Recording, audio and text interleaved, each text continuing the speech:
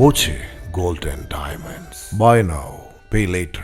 ഗായത്രി പുഴയിൽ ഒഴുക്കിൽപ്പെട്ട യുവാവിന്റെ മൃതദേഹം കണ്ടെത്തി. കുനിശ്ശേരി മലക്കാട്ടുകുന്ന് പരേതനായ ചാത്തലേന്റെയും കുഞ്ഞിയുടെയും മകൻ ലക്ഷ്മണനാണ് മരിച്ചത്. ആലത്തൂർ വെങ്ങന്നൂർ കോസ്വേക്ക് സമീപം രാവിലെ 7:30 നാട്ടുകാർ മൃതദേഹം കണ്ടത്.